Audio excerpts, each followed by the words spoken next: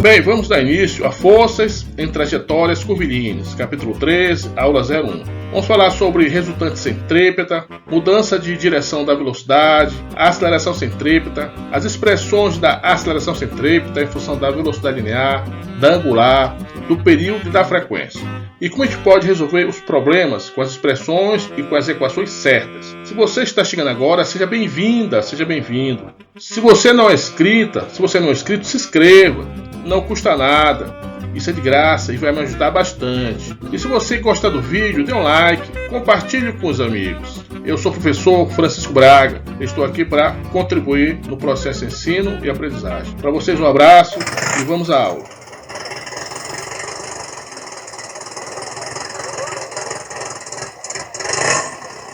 Vamos a uma pergunta. O que é preciso para um carro sair do repouso e entrar em movimento? E para sair do movimento e entrar em repouso? Resposta: 1 hora depois. Força. A força altera o estado de movimento ou repouso de um corpo. Altera o módulo da velocidade. Então, se a velocidade for 0, passa a ser diferente de 0. Se for diferente de 0, pode passar a ser 0 devido à força. Para um carro sair de uma reta e fazer uma curva?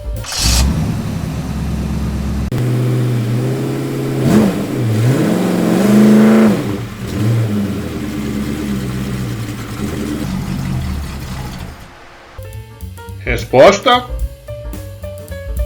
3 horas depois. Força, isso mesmo. A força novamente altera o estado de movimento ou repouso de um corpo. Nesse caso aqui, vai alterar a direção da velocidade. Só que essa força ela é chamada de centrípeta. Então nós temos aqui a resultante centrípeta, que vai ser igual a massa vezes a aceleração centrípeta. Então vai aparecer agora uma aceleração chamada de centrípeta. A aceleração é um agente que indica a alteração da velocidade vetorial. A aceleração pode mudar o módulo da velocidade e pode mudar também a direção da velocidade. Então, no caso do módulo, nós temos aí a aceleração linear, ou também chamado de tangencial. E no caso de mudar a direção, nós temos que podemos chamar de aceleração centrípeta, onde ela aponta para o centro da curva. Ela é definida por velocidade linear ao quadrado sobre o raio da curva. No caso, um satélite em volta da Terra. Também nós temos aí uma força que faz com que a velocidade mude de direção. Então nós temos velocidade mudando constantemente de direção. E essa força resultante ela aponta para o centro da curva. Então vamos falar agora do modo que você pode encontrar a aceleração centrípeta. As expressões, quais as expressões que podemos apresentar a aceleração centrípeta? Bem, ela pode ser em função da velocidade linear, esse v ao quadrado sobre o raio da curva. Mas também pode ser em função da velocidade angular, esse ômega ao quadrado vezes o raio. Esse ômega, que é a velocidade angular, também é chamada como pulsação, tá bom?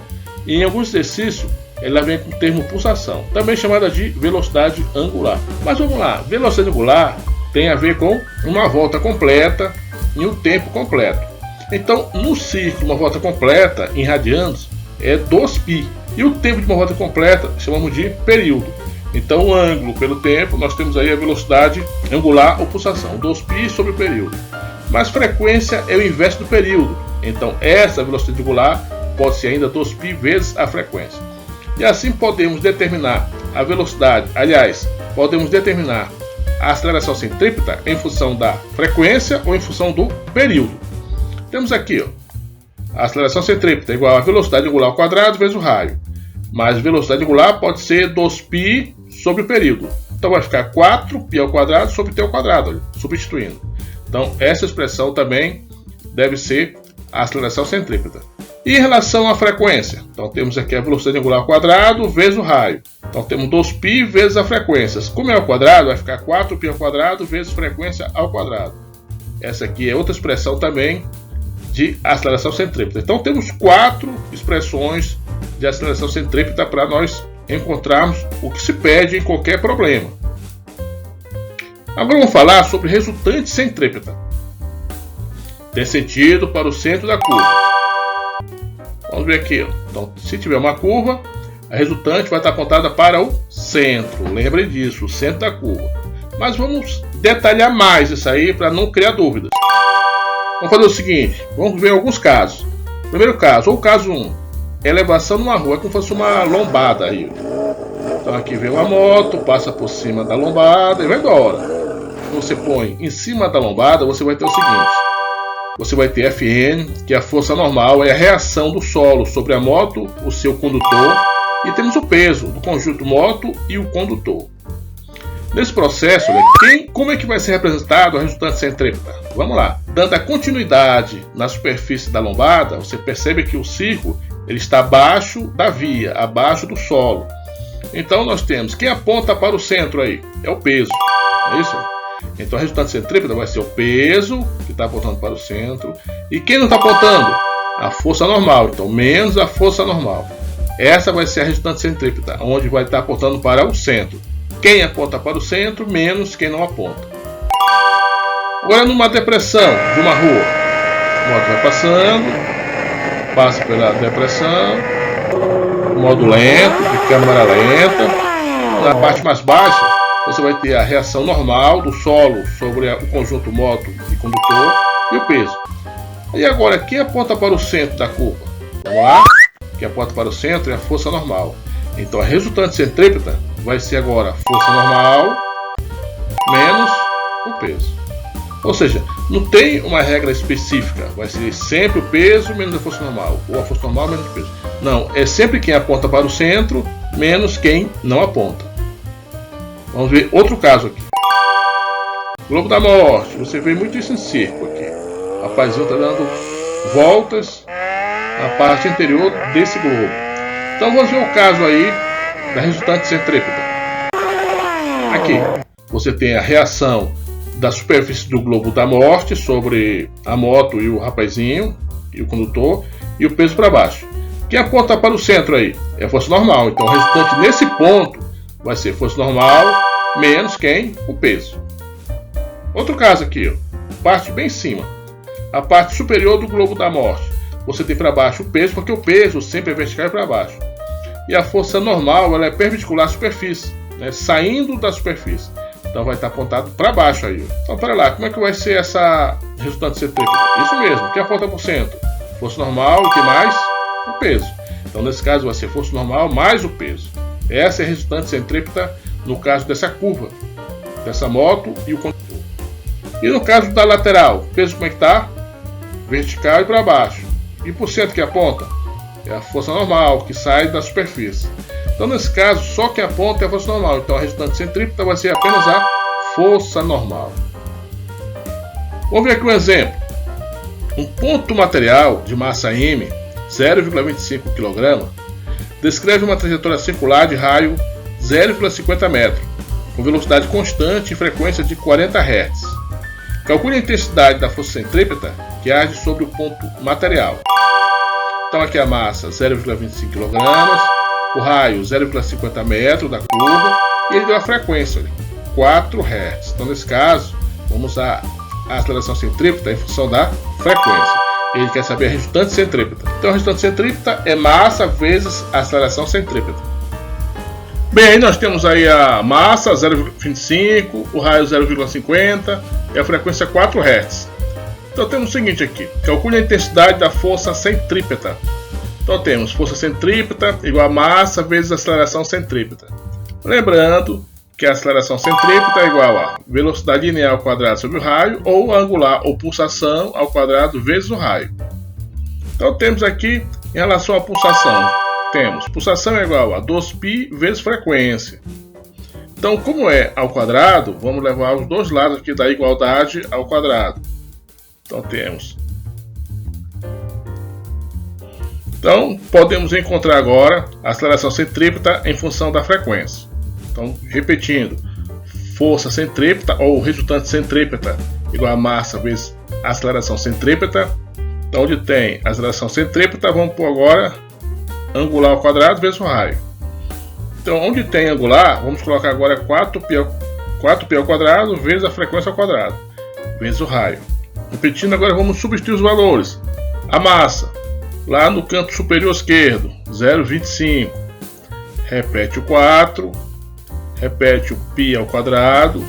Frequência é 4, que vai ficar 4 ao quadrado, lá em cima. E o raio, 0,50. Então vamos fazer o seguinte, 0,25 vezes 4 dá quanto? Dá 1. Então repete π ao quadrado. 4 ao quadrado dá 16. Repete 0,50. Agora vamos fazer 16 vezes 0,50. Dá igual a 8. Então a resposta dá 8π ao quadrado newtons. Essa é a resultante centrípeta apontando para o centro da curva. 2.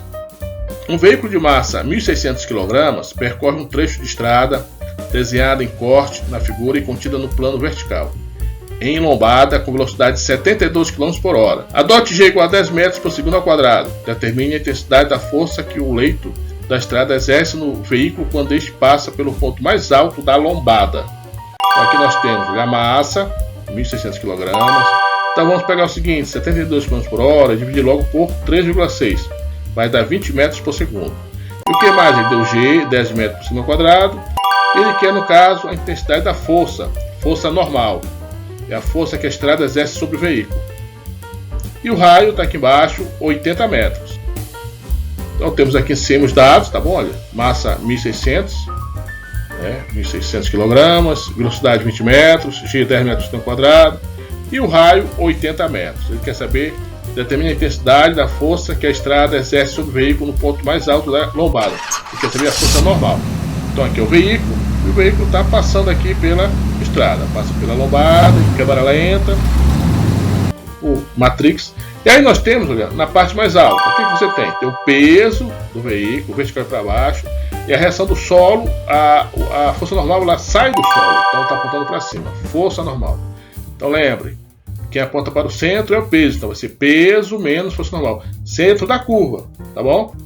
Então aqui nós temos o seguinte, olha, peso menos força normal, temos a massa vezes a aceleração centrípeta. Como ele fala aí de velocidade linear, que é 20 metros por segundo, vamos colocar aí V ao quadrado sobre o raio, não angular, agora linear, V ao quadrado sobre o raio. E o peso quanto é? O peso vai ser massa vezes a aceleração da gravidade. Qual é a massa? 1.600 kg. E a aceleração da gravidade, 10 metros por segundo ao quadrado. Então 1.600 vezes 10 dá 16.000. Então aí é o P. Menos força normal igual a massa. De novo lá em cima, olha, 1.600 kg. A velocidade linear também está em cima, 20 metros por segundo. E o raio já foi dado igual a 80 metros. Então vamos só resolver essa continha aqui, rapidinho. Então nós temos 1.600 menos força normal igual a... Perceba que nós temos 1.600 por 80. Dá para a gente dividir logo. Então corta 0 por 0, 160 por 8 dá igual a 20. E 20 ao quadrado vai dar 400. Então bora deixar o seguinte, menos força normal igual a 20 vezes 400 dá igual a 8.000. 16.000 passa para o outro lado, fica negativo, menos 16.000. Então 8.000 menos 16.000 dá menos 8.000. A gente multiplica tudo por menos 1. Então vai ficar positivo força normal e positivo 8.000 newtons. Bem pessoal, chegamos ao final. Espero que você tenha gostado. Se gostou, dê um like, se inscreva, compartilhe com os amigos, é de graça, isso vai me ajudar bastante. Bem pessoal, nos encontramos na próxima aula. Fique com Deus, tudo de bom com vocês, um abraço, tchau.